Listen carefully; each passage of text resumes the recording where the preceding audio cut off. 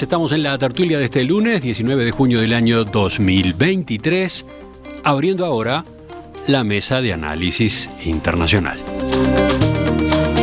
¿Quiénes nos acompañan? Bueno, dos conocidos de todos ustedes. Gustavo Calvo, conductor de La Hora Global acá en Radio Mundo. Buen día, Gustavo. Ahora sí. Buenos días, Emiliano. Muchas gracias por la invitación nuevamente. ¿Estás acá en Montevideo? Estoy en Montevideo, compartiendo contigo el frío presente y este otoño complicado. Y el otro saludo es para Leo Harari, a quien los docentes ubican por su trayectoria en organismos como UNESCO, BID, Naciones Unidas, Organización Internacional de Migraciones, bueno, y por su participación justamente en las columnas acá en el programa y en La Hora Global. Buen día, Leo. Buenos días para todos. Te encontramos en París. Así es. ¿Y cómo son estos días en París? Tropicales, tormentosos, con ráfagas de viento de más de 100 kilómetros por hora aquí al pie de la Tour Eiffel. Tiempo insólito y rompiendo récords de temperatura para un mes de junio, de fines de primavera, comienzo de verano, prácticamente rompiendo récords en todas las zonas. Sí, ese ha sido todo un tema informativo en estos días. Bueno, pero vamos a otro. Les propongo que de la agenda global tomemos una novedad de estas últimas horas. 6 países africanos se sumaron este fin de semana a los esfuerzos diplomáticos por alcanzar la paz entre Rusia y Ucrania, esfuerzos que hasta ahora no han tenido resultados. Una delegación compuesta por jefes de Estado y altos representantes de Sudáfrica, Senegal, Zambia, Islas Comores, Uganda, Egipto y República Democrática del Congo realizó una visita oficial entre viernes y sábado a Kiev y a Moscú para intentar acercar a las partes. El sábado, luego de reunirse con el presidente ruso Vladimir Putin, el presidente de Sudáfrica, Cyril Ramaphosa, pidió que se vaya a una solución pacífica. The war cannot go on forever. All wars have to be settled and come to an end at some stage. La guerra no puede durar eternamente, decía Ramaphosa. Todas las guerras tienen que solucionarse y terminar en algún momento. Subrayó además que el conflicto tiene un impacto negativo en el continente africano y también en muchos otros países en todo el mundo. ¿Por qué? Y bueno, porque frenó las exportaciones de cereales ucranianos y de fertilizantes rusos y provocó además una escalada inflacionaria. Por su lado, Putin, que desde el inicio del conflicto refuerza sus vínculos con países emergentes para evitar el aislamiento al que procuran someter a Rusia las potencias occidentales, destacó la postura equilibrada, dijo, de la misión africana y elogió los esfuerzos de sus visitantes a favor del mantenimiento de la estabilidad. También afirmó que estaba abierto a dialogar con quienes deseen la paz basada en los principios de justicia y de respeto de los intereses legítimos de las partes. El viernes, esta delegación africana se había entrevistado con el presidente ucraniano, Volodymyr Zelensky, en Kiev. Zelensky, que dijo que descartaba cualquier tipo de negociación con Rusia mientras el ocupante esté en suelo ucraniano. En cambio, destacó la prioridad de su gobierno a la contraofensiva lanzada por sus Fuerzas Armadas para recuperar territorios que Moscú anexó desde febrero del año pasado. Leo, empezamos contigo en el análisis de este cuadro. Sí, cómo no. Rápidamente.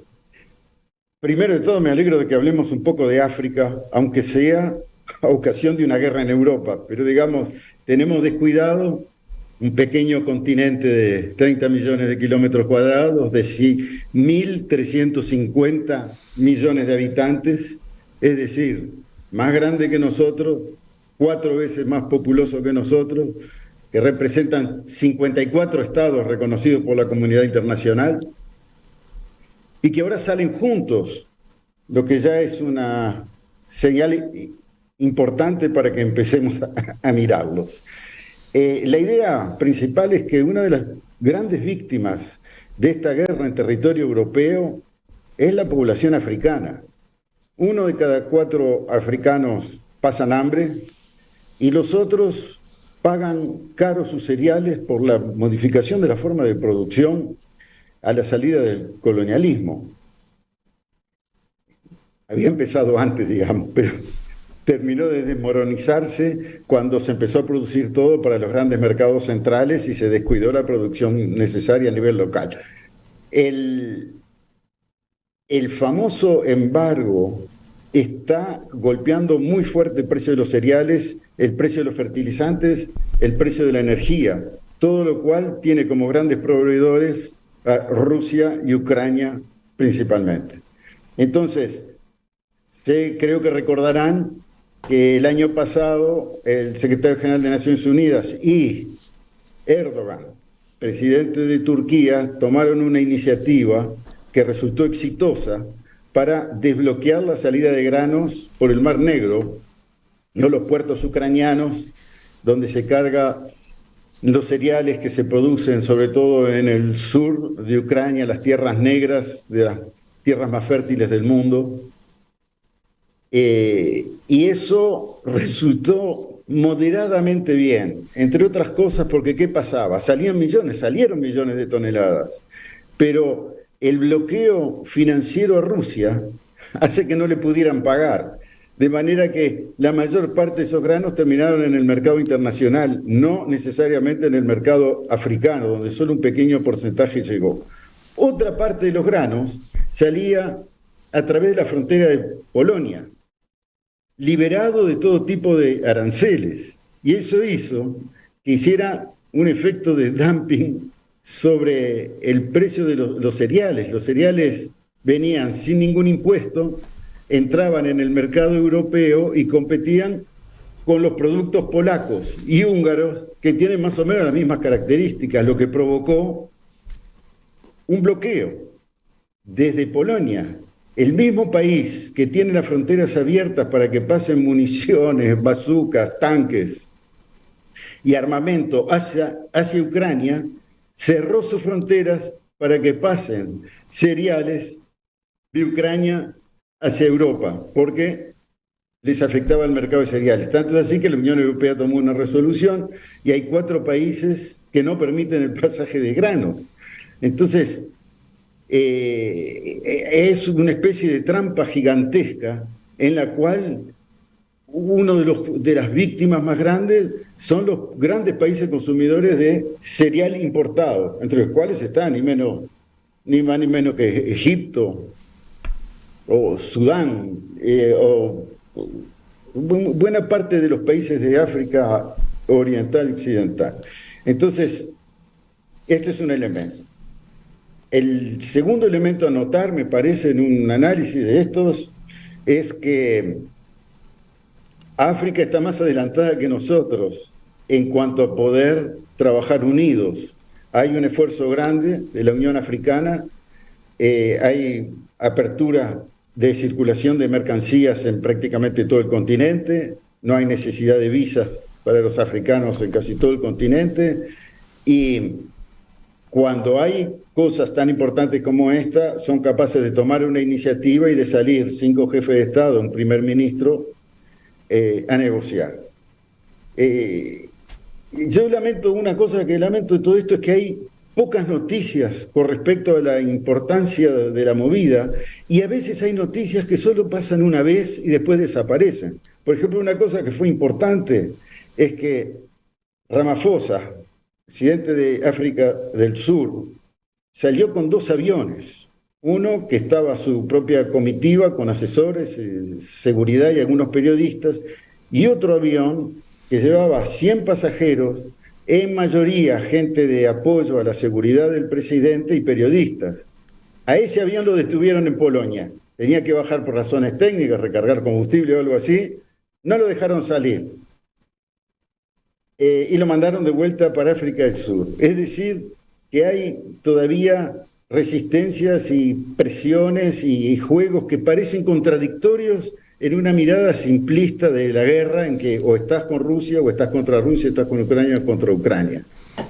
Yo dejo por ahí, hay muchas puertas para dónde entrar en este problema, ¿no? Sí, entró Leo por este lado con 2 o 3 anotaciones que tomamos en cuenta. Gustavo, ¿tú por dónde vas? Un poco por lo de Leo, pero también un poco desde el punto de vista internacional, general y global, con aquel viejo principio de que las propuestas de paz no las hacen los enemigos, sino los amigos, o por lo menos aquellos a que nosotros podemos escuchar. África tiene una muy buena relación con Rusia desde hace tiempo. En África, Rusia en su momento llegó a apoyar, recordemos, hagamos un poco de historia, movimientos armados en Etiopía, Angola, Mozambique, Sudáfrica. Es decir, hay una cierta sintonía en el tema de seguridad, además, donde Rusia está prestando servicios, obviamente a algunas juntas militares, cosa que condenamos, pero también es cierto que está prestando servicios de seguridad a algunos otros países, y ha tenido desde el punto de vista comercial una buena sintonía sin llegar nunca a ningún nivel estratosférico, ni ningún nivel de comercio demasiado exigente, pero es así. Por lo tanto, África se siente convalidada para poder presentar este plan de paz. Me llama la atención que no esté Nigeria, que Nigeria está teniendo un ascenso en cuanto a su protagonismo en la Unión Africana. Lo que dice Leo es tal cual, la Unión Africana tiene que darle muchas lecciones a muchos otros conglomerados de países en cómo se está manejando. Recordemos además que en la votación del 2 de marzo del 2022 en las Naciones Unidas, de aquellos 35 países que se abstuvieron, 22 fueron africanos cuando se quiso condenar la invasión de Rusia. Y recordemos además que Eritrea y Mali específicamente votaron en contra. Por lo tanto, estos países son aquellos que llamamos en algún momento, no despectivamente, pero para tratar de ubicarlos, el resto de los países, aquellos no alineados, aunque esa frase no está de moda o ha caído, digamos, porque ya la no alineación no existe, pero son aquellos países que pueden, de alguna manera, presentarse frente a los que están en pugna en este momento para poder dar alguna idea de un camino hacia la paz. Lo que pasa es que están cayendo en un momento en que la paz no es el principal objetivo por ninguna de las dos partes que están en conflicto.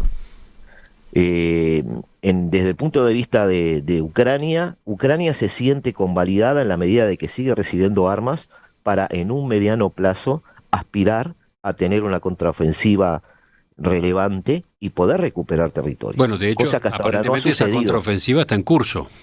No es una contraofensiva relevante. Estoy hablando de una contraofensiva en serio. O sea, tomar 5 localidades de menos de 500 habitantes no es una contraofensiva. Desde el punto de vista militar, está empezando a hacer algo, pero ningún analista militar ha puesto sobre la mesa la posibilidad de que Rusia se sienta amenazada realmente militarmente por lo que está sucediendo en estos días o en estas semanas. Desde el punto de vista de Rusia, avanzó en aquel viejo criterio que tenemos un poco los que estudiamos sobre esto, nos enseñaron sobre esto, de que la guerra, aquello de Clausewitz, ¿no? La guerra es la política extendida, digamos, por otros medios, y siempre estamos buscando cuál es la motivación política de Rusia. Y Rusia no tiene, parece, a vista de lo que ha sucedido y también a vista de sus propios errores, no tiene un objetivo militar al alcance de la mano en el corto plazo. Por lo tanto, hay que empezar a pensar en cuáles son los objetivos políticos que tiene Putin, además de su supervivencia, para poder mantener esta guerra en curso, terminarla o no terminarla. Yo sigo pensando, desde mi humilde punto de vista, que hay un objetivo político ruso, geopolíticamente hablando, con un alcance más global, de mantener una especie de conflicto congelado en Europa, para que de alguna forma ese club de nuevos países que él integra junto a China pueda empezar a extender su predominio económico sobre lo que pueda en este planeta. Me parece que acá llegamos a un punto jugoso, interesante. No sé qué dice Leo. Me impresiona porque si es ese el objetivo o si eso es lo que está de por medio, Rusia lleva a cabo, digamos, esta operación con costos gigantes, ¿no? Para Rusia, ¿no? No desde hace 2 meses. Desde hace 2 meses se ha centrado en defender, se ha centrado en manejarse con drones y misiles y ha bajado muchísimo su costo en vidas humanas desde el punto de vista de los funcionarios que tiene sobre el terreno, de los soldados que tiene sobre el terreno. Ha cambiado la estrategia rusa y ese perfil defensivo ha terminado siendo una especie de congelamiento del conflicto. Entonces, esa congelación del conflicto, que es el peor escenario para la OTAN, quizás es un escenario útil para Putin. Pero como dijo Leo, desde el punto de vista económico, estamos alimentando ese caos donde no solo sufre el mercado de granos, sufre el mercado de fertilizantes, de alimentos, de energía. Es decir, un mercado que, ojo, estamos siendo también muy cortoplacistas y muy centrados en nuestra visión. El mercado occidental o cuasi occidental, ¿no? Que quizás, quien dice que no, es lo que persigue Rusia. ¿Qué decís tú, Leo, a propósito de esta También línea de interpretación que hacía Gustavo? es un análisis que se puede pensar seriamente, digamos, ¿no? Tiene en qué, cómo se inserta en una estrategia de más largo plazo.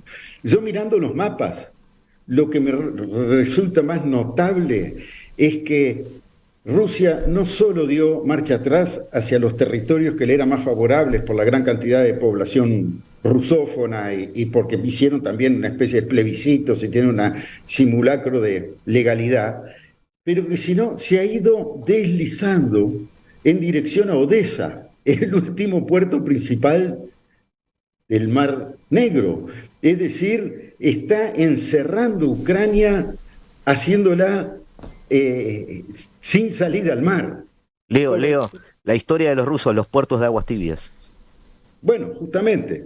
Y ellos tienen, por Sebastopol, por el lado de Crimea, fuerzas navales importantes, y Odessa, que está más cerca del Mediterráneo, sería el mejor lugar de todos para evacuar la producción de cereales en un cierto futuro. Es decir, se ponen en una situación de negociación que si ellos llegan a ocupar Odessa, dicen, bueno, muy bien, hablemos de paz, porque ahí ya son ganadores. El mapa se va pintando de color ruso sobre aquellos flancos que protegen Crimea, que son esenciales. No hay que olvidarse, es una península, prácticamente es una isla, ¿no? Tenía un puente que lo unía con Rusia, que lo bombardearon, pero no sé a qué punto están reconstruyendo. Y después, por la parte territorial, todo el Donetsk y las otras zonas que están ocupadas por Rusia y que les garantizan una fluidez de los suministros. O sea que pueden crear un estado tapón, para decirlo como decíamos en la escuela, una zona que les permita una posición estratégica, no solo desde un punto de vista militar, sino desde un punto de vista económico también. Serían la salida lógica de la riqueza del granero que es Ucrania hacia el mundo, controlada por los rusos. O sea que esa también es otra visión estratégica, pero eso es un poco pronto para decirlo porque no conocemos los verdaderos costos de todo esto. Lo que es importante, que lo remarcaba Gustavo también, están embarrando demasiado la cancha de los flujos financieros. No puede ser que descarguen un barco de trigo en Egipto, donde están desesperados por tenerlo, y los egipcios, aunque quieran pagar, no pueden porque no hay un banco que pueda recibir la plata y mandarla a Rusia. Son cosas muy complicadas en un mundo que se globalizó, porque eso era lo que hacía marchar las cosas, donde fluían fácilmente mercancías y capitales, y ahora lo están complicando. Para África es un desafío porque ellos tienen, primero, es cierto lo que decía Gustavo, hay una historia que viene no de muy lejos, pero de bastante lejos, desde el fin de la Segunda Guerra Mundial, las descolonizaciones, los movimientos de liberación nacional tuvieron el apoyo de la Unión Soviética, han hecho amigos, pero desde entonces también han sido vendedores de armas, de tecnología y de energía nuclear. Varios países africanos construyen centrales nucleares rusas. Y últimamente, con los enchastres que hicieron las viejas potencias imperiales, empezaron a sustituir con el señor Prigozhin y los mercenarios de Wagner las fuerzas pretorianas, que eran los que cubrían a los jefes de Estado, pero que eran de sombreros y cascos franceses. Por ejemplo, en Malí es el caso más notable. El orden en Malí estaba garantizado por los franceses, que se pasaron de arrogantes y los echaron de un día para el otro y los sustituyeron por mercenarios. Entonces, Rusia tiene un lugar, y China con otra filosofía, está invirtiendo en infraestructura, en todo lo que fueran los transportes de las materias primas que necesitan por la extracción minera y comprando petróleo. La mayor parte del petróleo, hasta, bueno, no sé hasta estos días en que negociaron con Arabia Saudita, pero hasta entonces la mayor parte del petróleo venía de países africanos para China. Entonces, ahí hay un campeonato con muchas bandas, pero es también la oportunidad para África de demostrar que pueden marchar unidos y negociar un poco más seriamente las cosas. Es un acto político, diplomático muy importante, más por el símbolo que por los resultados que esperaran obtener. No sé qué dicen los oyentes, pero parece bastante claro que entre Gustavo y Leo están incorporándole a la lectura del estado actual, de la guerra en Ucrania, facetas, factores que capaz que no son los más obvios, ¿no? Que no son los que están presentes en la cobertura del día a día de estos hechos. Vuelvo contigo. Emiliano, sí, Gustavo. Perdón, Emiliano, no, quería hacer mención un poco a lo que dice Leo, pero agregar alguna cosita más. Sí, a eso es muy importante ver la perspectiva africana. En el norte de África hay un país que hoy está transformándose en el que ha salvado un poco la plata desde el punto de vista del gas a Europa, que es Argelia, que esta semana el premier argelino estuvo en Moscú, ha girado hacia el bloque ruso-chino.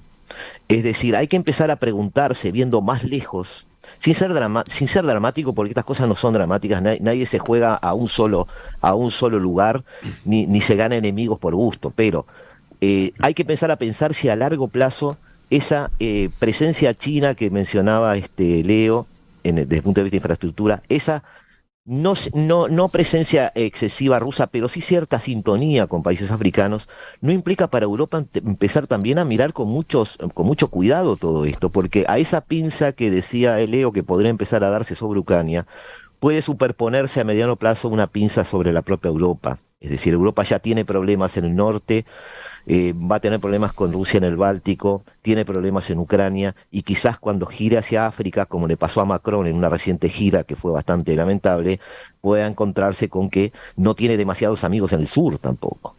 Entonces, de alguna manera África está buscando un lugar y la geopolítica y la historia se lo está empezando a dar por la inmensa cantidad de recursos naturales de la economía actual y de la futura que tiene África, porque no solo hablamos de gas y petróleo, sino que hablamos de un montón de minerales que son los que son mencionados para las nuevas economías, que son las posteriores a esta. Y bueno, África tiene entonces un papel importante que jugar, y no es una África que esté decidida a jugar un papel en uno de los polos que aparentemente se están formando. Está jugando su partido, y bueno, quizás allí tengamos que tener mucha visión o estar atentos a lo que está sucediendo, porque realmente es un jugador que yo le apuesto mucho a ello. Ejemplos, los BRICS están intentando ahora ampliarse. Los países que están invitando a esa ampliación, entre ellos está Argelia, como también está Argentina, ¿no? Pero está Argelia, que es un país que tiene un peso geopolítico muy importante. Sí, hay muchos elementos. África tiene, decía yo, 1.350 millones de habitantes, pero en 25 años, la mitad de la población africana va a tener menos de 25 años. Uh-huh. En cambio, la nuestra van a tener más de 65. Exacto. La pirámide de edades, la demografía juega a favor de África. Lo que juega en contra de África es cambio climático, donde es muy vulnerable en grandes sectores. Ahora nosotros sabemos desde Uruguay lo que es una sequía también. Bueno, ellos tienen eso desde hace mucho tiempo, pero va empeorando. Y tienen otro problema principal que no se puede descuidar, y es que en la confusión ideológica que hay en el mundo, hay una proliferación de sectas y de grupos, algunos que se llaman islámicos, pero cuando uno mira un poco de cerca, son un galimatía de ideas que lo único que hacen es llevar gente que no soporta la incertidumbre. No sé si habrán visto o habrá salido en Uruguay esta secta keniana que para El gurú prometía ver a Cristo si te morías de hambre. Y ahí encontraron más de 250 cadáveres enterrados en el lugar de la secta de gente que murió de hambre, con la esperanza de que muriéndose de hambre iban a ver a Jesús. Bueno, de esas cosas hay, más lo que pasó estos días en Uganda con el asesinato de niños en una escuela, donde son grupos absolutamente fuera de todo límite, pensando que ganan algo o simplemente que van a robar, porque de los 6 secuestrados en la escuela, fueron los 6 más forzudos para poder llevarse las cosas que robaban de la cocina de la escuela. Entonces, tienen un problema social gigantesco y tienen una clase política, una buena parte había sido dejada en los años 60 por la descolonización, pero que eran los agentes de los imperios, no sé si se acordarán de Amin Dada y toda esta banda de Kabila y otros delincuentes, y tienen en estos momentos una juventud más culta y más preparada que es el lado de la esperanza. ¿Tú le agregarías, Gustavo, a ese contexto que recién trazaba Leo a propósito de otras características de África, agregarías otros elementos? Sí, hay esa contradicción a futuro, que por un lado está el Sahel africano, digamos, que podrían armarse en 5, 6 o 7 países en los cuales avanza la desertificación. Ya sabemos ahí que en los próximos 5 años va a haber 30 o 20 millones de personas que van a pasar a la pobreza y directamente ya no van a disponer de tierras fértiles, por ejemplo. Pero también, como dijo Leo, paradójicamente, fruto de la globalización, se ha generado una nueva generación de líderes más cultos, más conectados con Occidente en su momento, pero que también quieren jugar su papel. África tiene esos contrastes, esas paradojas, y esos contrastes y esas paradojas, obviamente, quieren ser aprovechados por los bloques o polos que se están formando para atraer de alguna manera su concurso. Bueno, es un tema para la propia África, es decir, África también está buscando su propia identidad. De alguna manera, no es seguro que África tenga una visión de futuro donde una democracia liberal de mercado occidental sea el paradigma de todos. No es seguro eso. Tampoco es seguro que la venta de armas como un gran mercado de ingreso para muchos de esos países vaya a ser abandonado de buenas a primeras en los próximos años. Tampoco es seguro eso. Entonces, África está encontrando esa identidad. Entonces, hay que fijarse muy bien en esto. Respecto al principio de toda esta conversación, la propuesta africana cae, digamos, como cayó la China en su momento, con 2 países que no quieren la paz por ahora, porque tienen sus propias estrategias, pero África está empezando a jugar un cierto protagonismo a nivel global y hay que empezar a ver a los países africanos en su conjunto individualmente un poco más con lupa. Enseguida volvemos para, en el final de la tertulia de hoy, incorporar otros temas de la agenda internacional por la vía de telegramas, inquietudes de nuestros 2 comentaristas.